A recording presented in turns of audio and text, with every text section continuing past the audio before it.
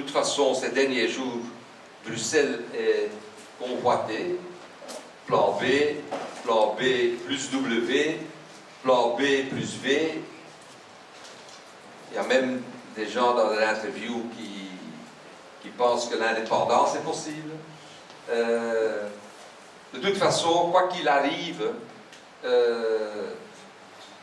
il est nécessaire que des changements intérieurs aussi à Bruxelles soient mis en route, soient discutés. Là aussi, il y a un ordre du jour sur une réforme des institutions intérieures, mais pour nous, depuis toujours, une chose est claire, c'est que la société civile, l'associatif, a des responsabilités à prendre là-dedans. Et en fait, c'est dans ce but de débattre, de discuter de cela que nous avons réuni cette soirée, qui est une soirée de travail, en fait, où nous voulons, sur un nombre de thèmes importants, se réunir en groupe, discuter, débattre des possibilités et essayer de dégager quelques projets, quelques initiatives concrètes qu'on pourrait aider à mettre en route. Pour introduire nos travaux, je donne maintenant la parole à l'ingénieur qui a préparé une présentation pour cela. Voilà. Dank u, Eric. Bonsoir à tous. Alors, très rapidement, effectivement, avant de vous parler du déroulement de la soirée, notamment des groupes de travail, simplement un petit retour en arrière jusqu'à 2011. Donc, Ola Magna est né informellement en 2005 et est devenu une ASBL, je pense, en 2007. Alors, 2006, c'est l'appel aux Bruxellois, hein, vous vous en rappelez, signé par 10 000 personnes sur Internet, bien entendu, déjà à l'époque. 2007, notre première apparition dans le champ public en termes de débat, c'était un premier colloque sur 2 demi-journées. 2008, chose très importante, la plateforme de la société civile bruxelloise, qui a été le début d'une extension des activités d'Ola Magna et des 2 associations sœurs, puisque vous vous rappelez qu'il y avait 2 associations, Manifesto et Bruxelles.org, qui aujourd'hui d'ailleurs n'existent plus. Elles se sont un peu fondues dans Ola Magna jusqu'à un certain point, et qui préexistaient à Ola Magna, qui était apparu en 2003 et 2004, je pense, respectivement.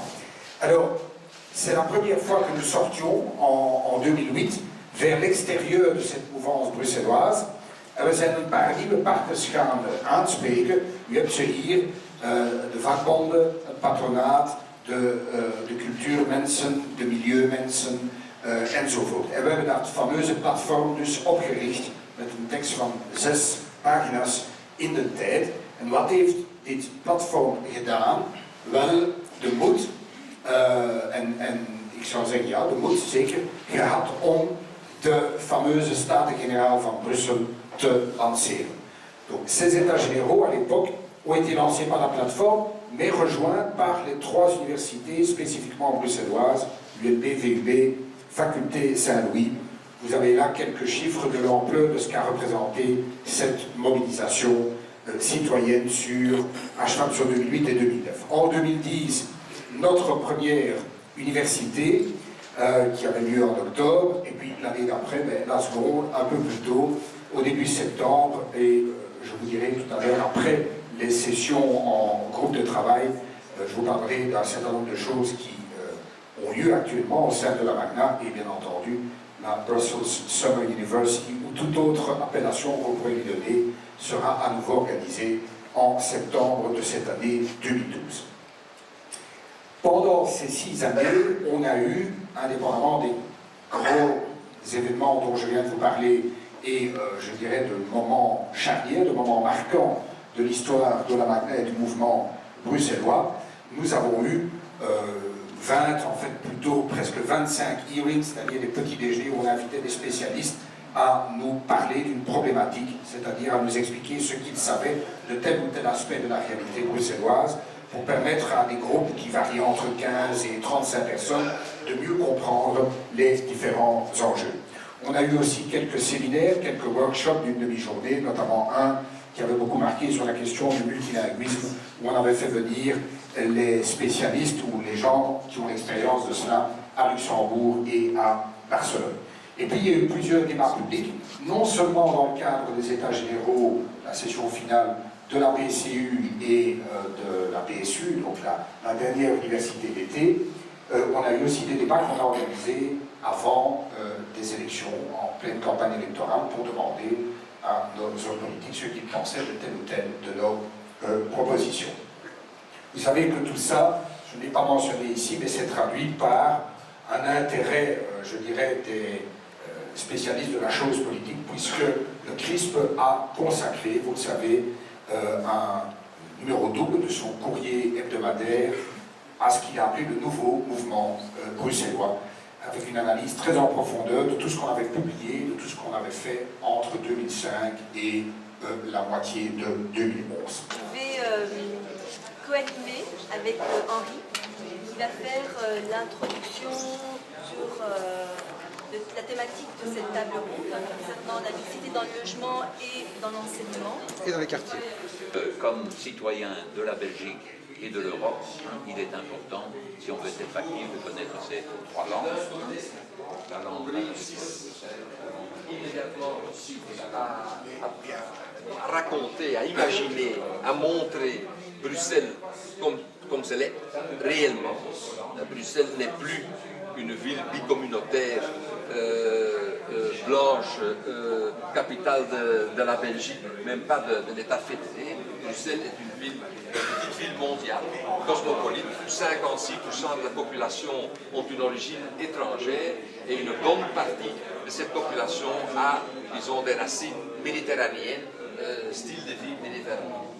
Un des enjeux est de maintenir cette population et de faire de ce centre-ville vraiment, de montrer aussi la ville de Bruxelles, de changer, disons, Bruxelles en petite ville mondiale, avec plus d'éléments cosmopolites, avec plus d'éléments coloriés, disons, divers dans l'imaginaire, qui actuellement est un peu bloqué par le jeu des nouvelles assez récent. Quels sont les grands attracteurs de mobilité, de déplacement, par exemple? On pense toujours à l'emploi, on réduit l'emploi au bureau, donc on imagine identifier bien le quartier européen, Ardois, etc. Mais il y a une série d'autres types d'emplois qui génèrent des déplacements, il y a toute une série d'autres activités commencées par les écoles. Donc il y a des méthodologies qu'on espérait pouvoir généraliser, mais qui ne correspondent pas à tout le monde. Il y a des jeunes qui sont tellement en décrochage qu'il vaut mieux les envoyer pendant 6 mois aller faire de la boxe, à apprendre ce que c'est qu'une règle, à respecter l'autre, à se respecter soi, avoir un rapport à son propre corps. Enfin, je sais pas, il y a une restructuration à faire. Parce qu'on s'intéresse aussi, peut-être même surtout, aux non-diplômés. Oui, au policier. Par exemple, publie aussi des photos d'activités, donc notamment des activités comme ici. Donc ça, ce sont les photos de la dernière Brussels Summer University, hein, pour ceux qui étaient là. Voilà, il y a une série de photos qui sont prises de l'événement et on les publie, on les met à disposition pour montrer, pour laisser une trace en fait à chaque fois qu'il y a une activité qui a été faite. On laisse une trace. Eindelijk een zaal of een plaats of een podium of een Ils avaient noué des relations où ils sont rentrés de vie à Villa, où il y avait un père qui travaillait là-bas ou quoi que ce soit, et que les autres, on les a laissés pour les tester encore plus, pour leur mettre encore plus de pression. Donc il faut voir, il faut faire une préparation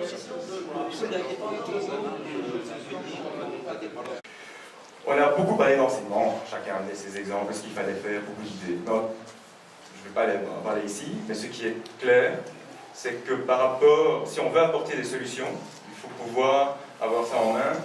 Et là où il y avait unanimité, c'est qu'on n'arrivera jamais à rien si on ne régionalise pas l'enseignement. S'il n'y a pas une vision régionale de l'enseignement, ou un enseignement où l'enseignement répond aux besoins qu'il y a ici à Bruxelles. Pourquoi c'est tellement important d'être bi- ou trilingue ou multilingue? C'est d'abord pour trouver un travail. Et En fait, le mot-clé dans notre conversation, c'était la motivation. Donc, vaak de Franstaligen hebben vaak een beetje te laat door van oei, ik moet hier Nederlands leren, want ik moet hier plots werk vinden. En dat komt vaak te laat. C'est pas très sexy d'apprendre le néerlandais ou de parler le néerlandais. Donc, comment le rendre plus attractif? Parce que c'est souvent quelque chose d'obligatoire et quelque chose qu'on n'aime pas faire. On avait des personnes dans notre groupe d'une ASBL brutale. Et daar spreken ze dat zijn eigenlijk Nederlandstalige vrijwilligers die conversatietafels organiseren voor mensen die Nederlands willen leren. On a évoqué évidemment l'aménagement du territoire, en disant qu'il fallait absolument éviter des solutions lose-lose, comme dans le cas des shopping centers. On a cité aussi l'exemple des zones de bureaux du côté de Nigem et Zaventem. La mobilité des personnes et des marchandises, puisque c'était aussi le sous-titre, ou la partie de l'objet du groupe de travail a été largement évoqué, en insistant sur le fait que ce n'était pas que les personnes, mais aussi les marchandises pour lesquelles il fallait trouver des solutions audacieuses. On a évoqué le groupe démographique, comment va-t-on gérer ce groupe démographique qui est déjà largement en cours depuis une quinzaine d'années, qui va déborder au-delà de la région bruxelloise, en termes de logement, en termes d'équipement de loisirs en particulier. Et on a discuté aussi assez longuement de la culture. Et la question était, la provision était faite d'éventuellement commencer par la culture comme un domaine qui n'est pas de la compétence des régions, mais sur lequel il y aurait tout intérêt peut-être à agir à l'échelle métropolitaine. Mais le message qui est quand même sorti dans les différentes interventions, c'est le fait qu'on ne peut jamais oublier que les jeunes sont l'avenir de notre ville, que c'est notre avenir. Et je ne sais pas si je paraphrase bien le proverbe, mais on dit qu'il faut toute une ville pour grandir des enfants, pour faire grandir des jeunes, mais il ne faut pas oublier qu'il faut aussi des jeunes pour faire vivre la ville. Donc, jamais oublier que c'est notre avenir. Il y a des frustrations énormes chez les jeunes, une grande partie des jeunes bruxellois, qui est le résultat d'un sentiment d'exclusion, de victimisation. Donc vraiment des frustrations énormes et qui jouent sur l'attitude du travail. Pas d'espace public partagé, pas de volonté politique, plutôt une volonté politique qui sépare plutôt qui ne réunit. Également une difficulté parfois d'impliquer certaines populations qui sont dans un besoin primaire de se nourrir et de se loger. Donc un problème évidemment de logement dans cette zone, avec peut-être une réflexion à avoir sur les loyers.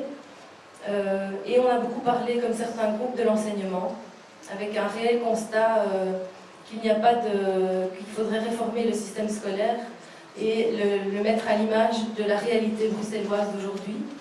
On en est arrivé alors aux televisie bruxelloise en tot die absurde vaststelling dat we dus eigenlijk twee zenders hebben die naast elkaar leven, een Franstalige Télé Bruxelles en een Vlaamse TV Brussel, qui couvrent les mêmes sujets, plus ou moins. L'actualité n'est pas si terrifiante que pour ne pas pouvoir couvrir grandement ce qui s'y passe.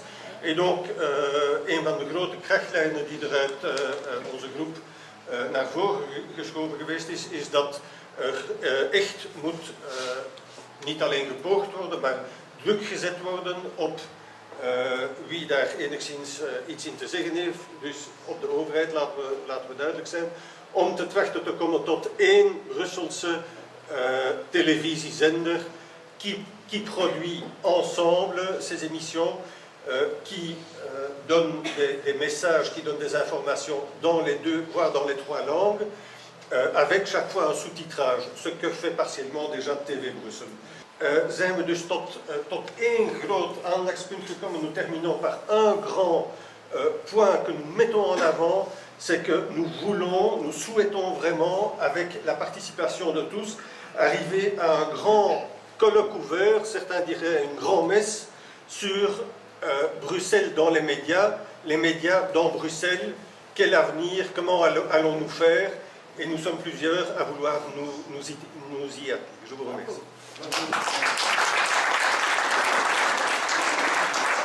Donc nous pouvons parler de la mobilité, de l'économie, de l'emploi, de l'enfance, mais j'ai insisté dans mon groupe de la gestion des hôpitaux, puisque la gestion n'est pas tout à fait correcte déjà dans Bruxelles ou dans la région bruxelloise.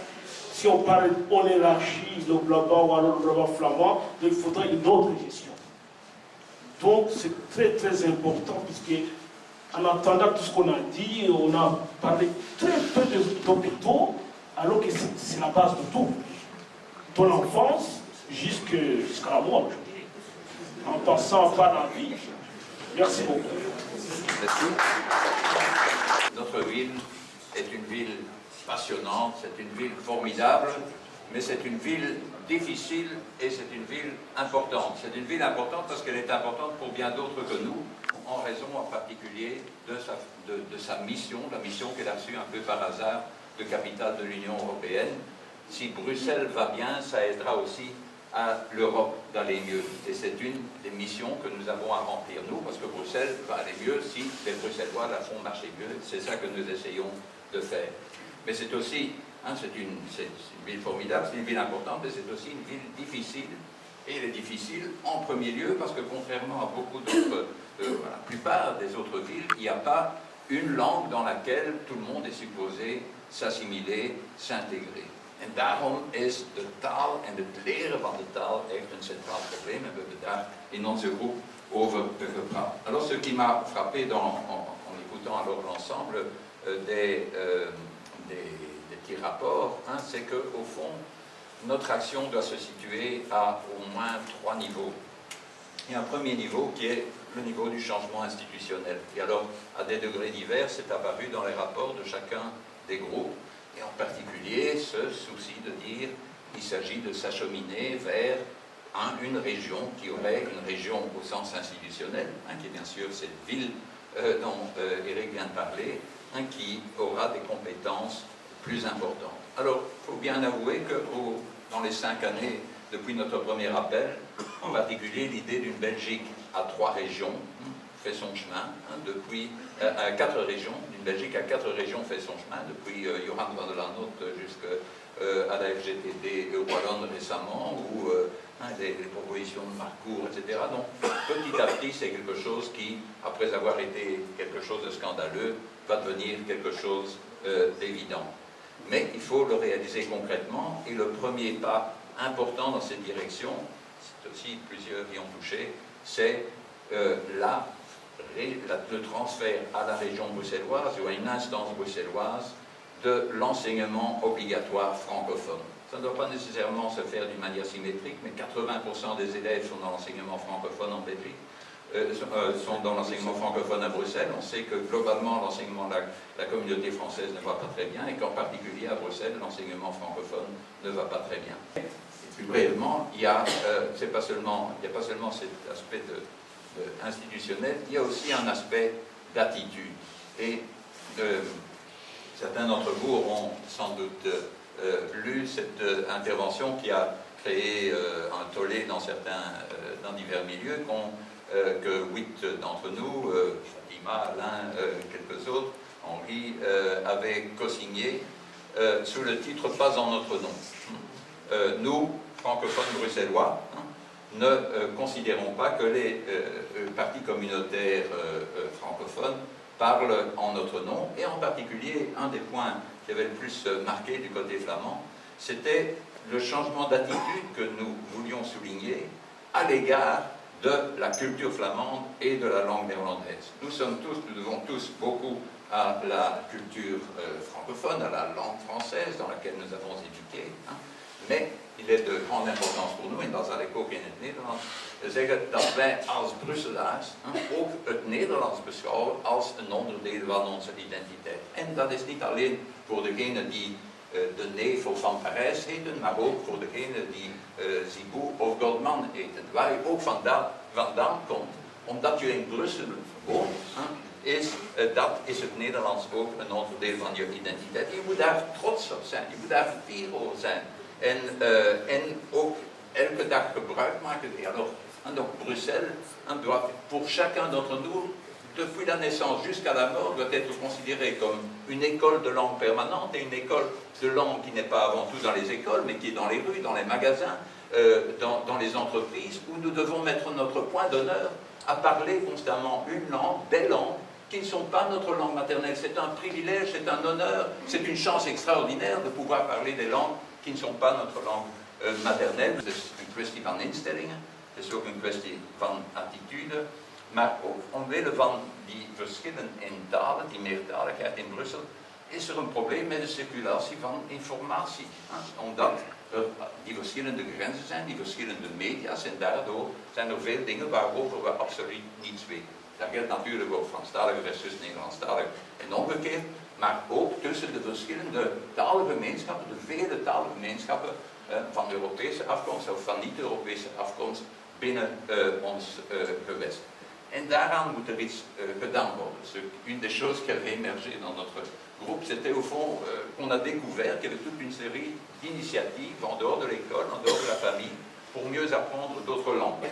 Une part de ce qu'il y a lieu de faire pour rendre notre ville une digne capitale de l'Europe, eh bien c'est aussi de faire des trucs comme cela, de pique-niquer les rues, de libérer le boulevard Anspach, la place de Brocaire, la place de la Bourse, de toutes ces voitures qui viennent nous y empester, pour parvenir à faire de ces endroits-là des lieux où on peut organiser la grande foire aux médias, la Bubble Foire et toute une série d'autres activités où les Bruxellois, quelle que soit leur langue, quelle que soit leur origine, quel que soit leur âge, quelle que soit leur couleur de peau, puissent se rencontrer en fantastische dingen samen doen.